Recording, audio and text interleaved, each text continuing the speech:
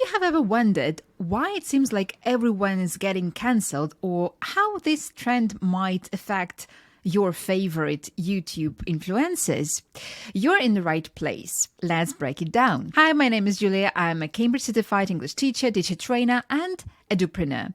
In these sessions, I share with you different tips and tricks that help you become better educators. And today I would like to talk about the cancel culture in educational environment in particular. We will narrow it down to language learning. Let's get started. Social media has revolutionized how we share opinions. We want accountability, especially for influential figures who've got millions watching them. It's all about keeping it real and responsible. The second reason why it happens is a mob mentality.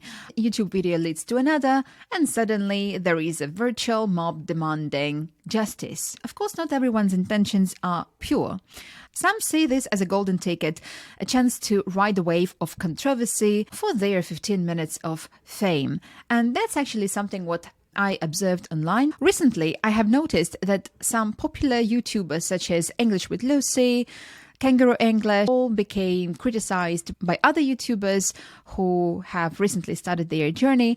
And there is nothing bad in finding someone's mistakes, but it's also important to understand what makes you different. People can make mistakes. That's our nature. Let's be honest, there is no ideal YouTuber, and it may happen that they make mistakes, right? So another thing is how we respond to those mistakes and whether we cancel those people immediately after they make this mistake. It may happen to people and people can make mistakes, but it's about us to show cancellation or compassion. And I think it's important to raise awareness. With the rapid flow of information, things can get oversimplified. Complex issues become bite-sized, leading to quick, sometimes hasty judgments. And that's something what I have noticed right now on YouTube when people make some mistakes in prepositions or some minor things in grammar, and other YouTubers try to use this as an opportunity to cancel those educators.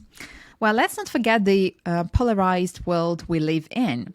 Extreme positions are taken and tolerance, well, it's running a bit thin, right? So these days, tolerance is not something what educators show to each other. Instead, many of those try to criticize each other. I may be wrong, but it seems to me that it comes from envy and some negative feelings rather than trying to help the educator to respond to those mistakes in the right way and correct them. The way we view celebrities has also changed. With platforms like YouTube, the line between the creator and their audience is blurrier, making things all the more personal. So, what does this mean for our favorite YouTubers? And how can they and we navigate this maze of instant judgment and feedback? Mistakes happen, but it's the response that counts. Acknowledging, learning, and growing can make all the difference. After all, the internet might forget, but it rarely forgives. It seems to me it would be more beneficial to show that you really watch the videos of your favorite YouTubers with attention to details, highlighting the mistakes of your YouTuber, highlighting the mistake that the YouTuber might have made would be easier to make with the help of emailing or probably in the comment, but to film another video in order to discriminate, in my opinion, it's better to notice those mistakes, to check them with trustworthy sources like Cambridge Online Dictionary or Merriam-Webster Dictionary, and then with reference to those sources, share something in the comment below the video, rather than filming the video in order to discriminate the influencer. And the mistakes that someone has noticed shouldn't be the reason for cancellation of those influencers. I truly believe if we want to make the environment on YouTube for educators more influential and create this positive impact, we need to help each other, we need to support each other, because there is no particular competition here. And even if there is any competition, this competition should make us stronger all together.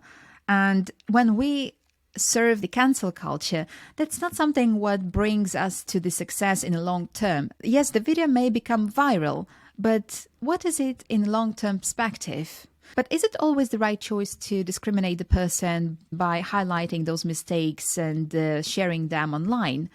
Perhaps there are other methods that we can go for, and they can be more helpful We shouldn't forget that all people make mistakes, and one day it may happen to us. And in my opinion, the cancel culture should be really something what we need to be quite careful with.